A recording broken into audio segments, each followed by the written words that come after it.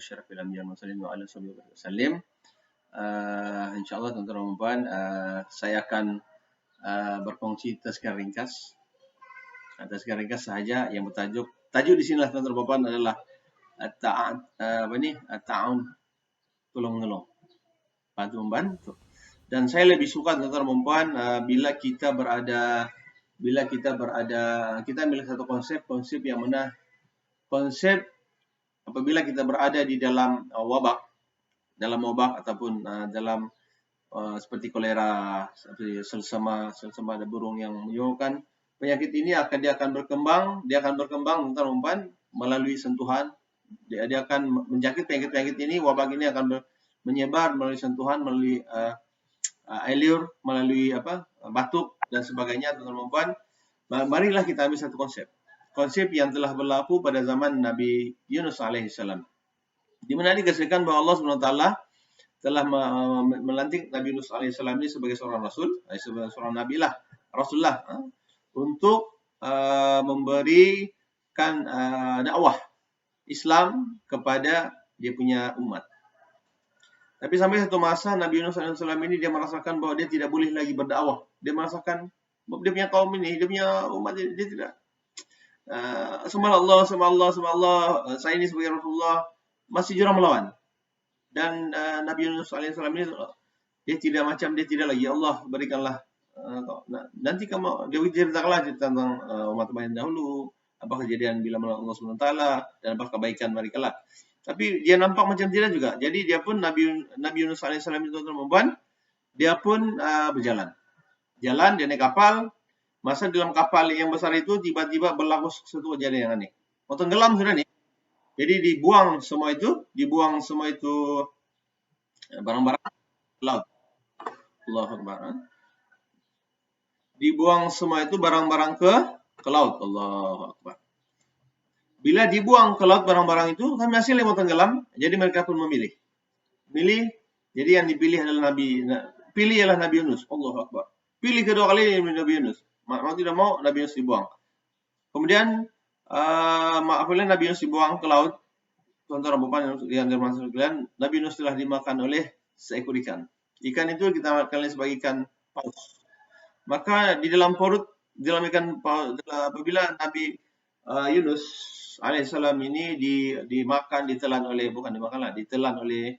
ikan paus, Allah tidak membiarkan dia. Allah membiarkan dia kesorangan.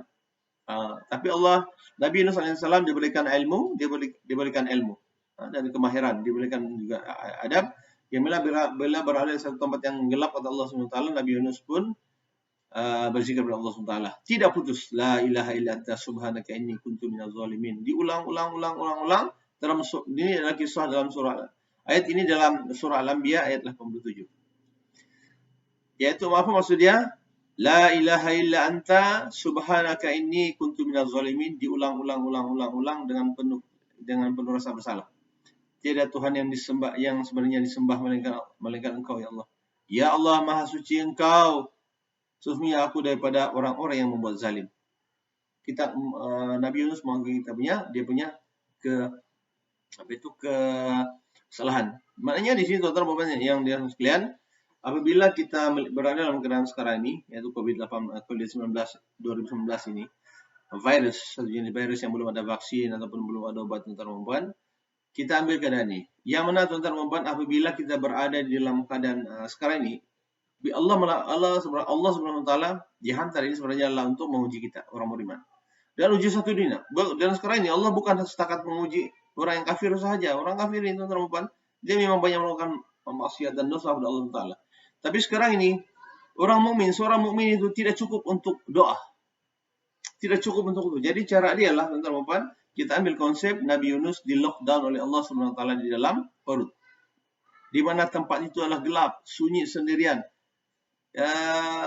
Yaitu dia mengisi hari-hari Nabi Yunus ini, dia mengisi hari-hari, setiap hari dia tidak tahu bila malam, siang malam. Dia tidak mengetahui bilakah dia dia tidak tahu siang dan malam. Dia tidak makan Allahu a'lam bishawab. Tapi dia punya makanan adalah la ilaha illa anta subhanaka inni kuntu minaz zalimin. Rupanya itulah makanan orang-orang beriman. Dan sebenarnya tuan-tuan, untuk makluman kita, untuk pengetahuan kita lah dalam diri kita ini ada dua unsur. Satu unsur roh dan satu unsur roh, dan satu juga adalah unsur tanah. Nah, sebab badan kita bila tanah, bila mati tuan-tuan, bila roh sudah berada di langit, tinggal badan itu tanah aja, maka dikuburkanlah dengan tanah. Paham? Kalau tidak dia akan membusuk. Allah. Jadi kita ambillah konsep ini, yaitu kita hendaklah berada di rumah, kita lockdown di rumah, dan kita kena beristighfar kepada Allah SWT. Banyaklah berzikir kepada Allah SWT, banyaklah berdoa kepada Allah SWT. Allahumma anta rabbi la ilaha illa anta, Allahumma inna na'udzubika min syirki bika syai'an na'lamu, nastaghfiruka lima la na'lamu, la ilaha illa anta subhanaka inni kuntu minaz zalimin. Kemudian kita hendak beristighfar kepada Allah SWT, kemudian kita memohon ya dafil bali Allah, dafil rahman, ya dafil rahim, fa'na min fil bali dunya bali akhirah, wa syarri akhirah, wa min adun nas wal jinni syaitan iblis ma turfil hawa nuzul min as-sama wa ma yakhlu min Allah. Kita banyak-banyaklah berdoa kepada Allah SWT dengan bersungguh-sungguh. Insyaallah tentang kemudian jangan kita teruskan juga dengan doa-doa yang baik ya Allah. Contohnya pada beberapa minggu akan datang kita akan menghadapi bulan Ramadan. Jadi doalah yang untuk kebaikan kita. Allah membarik lana fi Rajab wa Sya'ban wa balighna Ramadan. Kemudian berdoalah untuk kita punya surga, untuk kita supaya masuk surga Allah Taala. Dan berdoa juga untuk kita agar menjadi tetapkan iman dan Islam, insyaallah. Teman-teman, jadi saya itu untuk tazkirah kepada kita semua yang baik dari Allah SWT. Wabillahi taufiq. Wassalamualaikum warahmatullahi taala wabarakatuh.